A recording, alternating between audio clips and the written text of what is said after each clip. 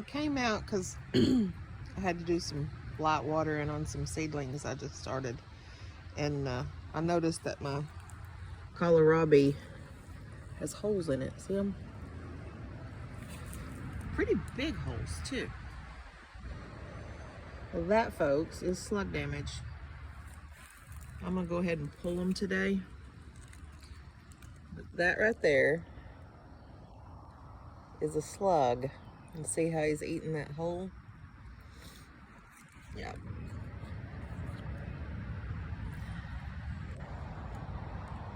Ugh. Slugs are just gross. If you grow strawberries, you have to deal with them. They like to get on the berries when they get ripe, right about the time you're going to pick them. They like to get on there and eat holes in your strawberries. Just a bite here and there, enough to ruin them.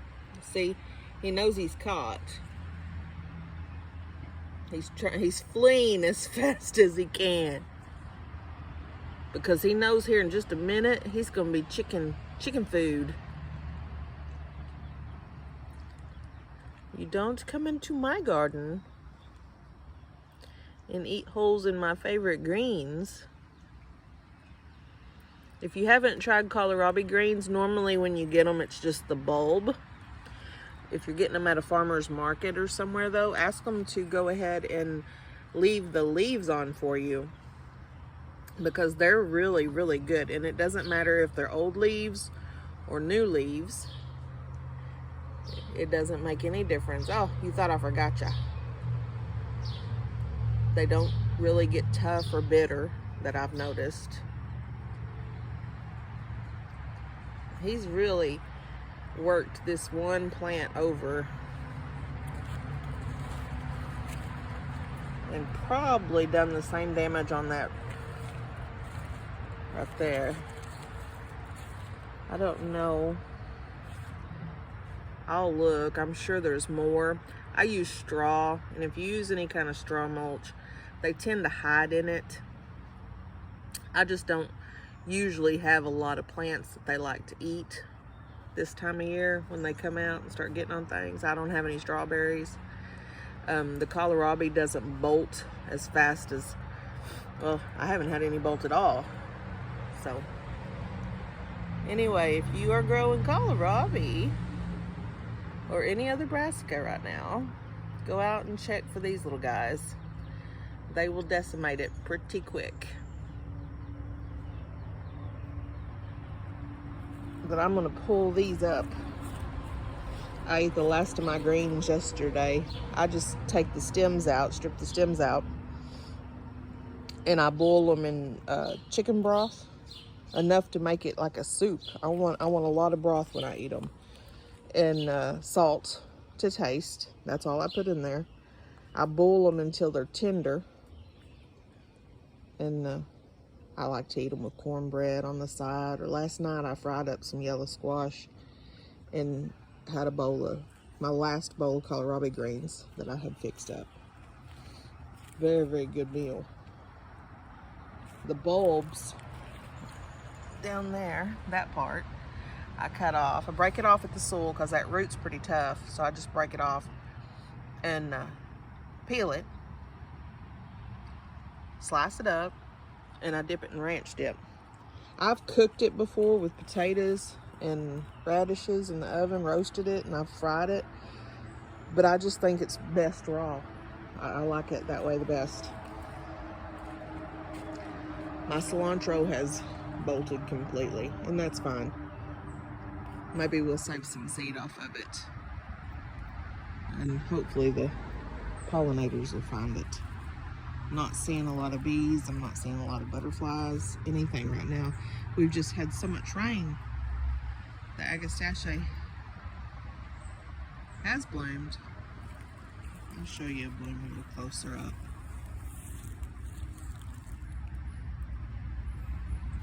See, it's just a real simple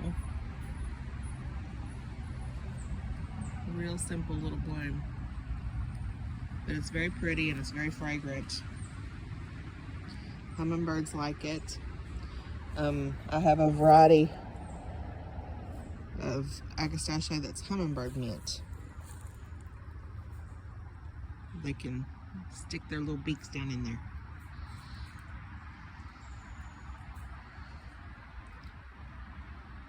Another little baby. I'm always happy to see new tomatoes. If you have a tomato and it's got an ugly bottom like that, this is called cat facing. Ain't nothing wrong with it, it just makes it ugly. A lot of your heirlooms will do it. You can still eat them. It's not blossom end rot, so you ain't got to worry about it. It's just ugly. But that's, oh, don't knock her off the vine. She ain't ready. But you did, didn't you? Well, we'll get a better look at this one.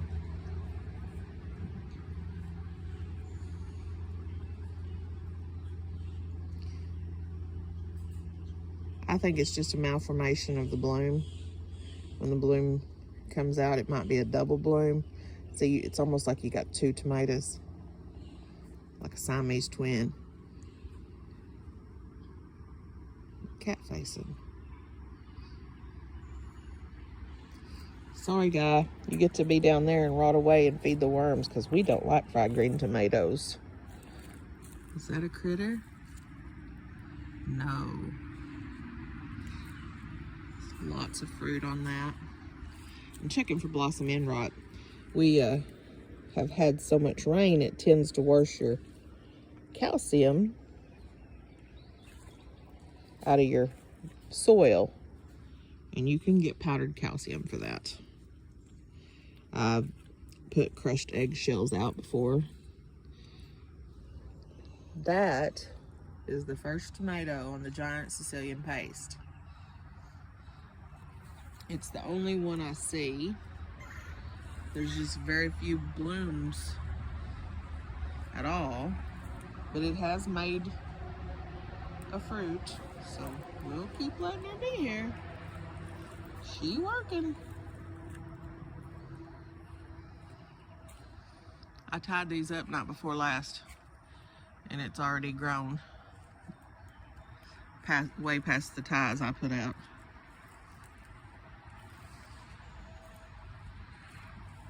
I'm still loving this beta Slugs.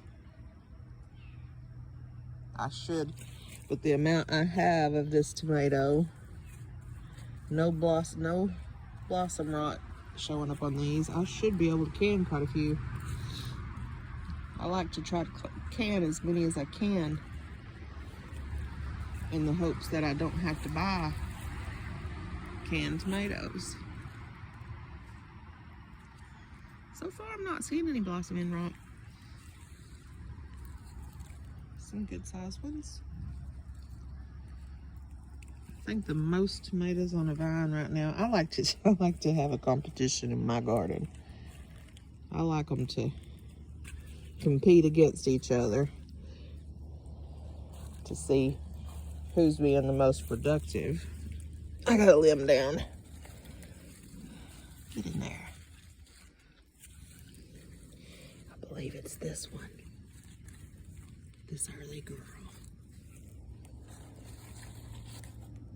has tons of tomatoes on her.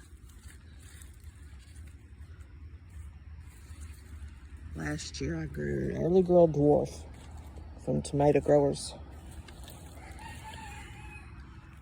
And I grew her last year. And I had to, she doesn't get very tall. This is about as tall as she gets, about 3 foot. But for that, she just was so covered in tomatoes, her limbs were falling to the ground. And that's why I'm growing her again. Oh, looky there. What got by me? Wow. This is a banana pepper. Yeah. Never even noticed it. And we got several more blooms gonna come on. Awesome, awesome. I bet y'all seen that. I'm probably the only one that missed it. Anyway, I wanted to show you. See, he's gone somewhere. That slug There he is. See how they like to get underneath the leaves? That's what I wanted to show you. I wanted to show you what to look for. Y'all have a good day. Love ya.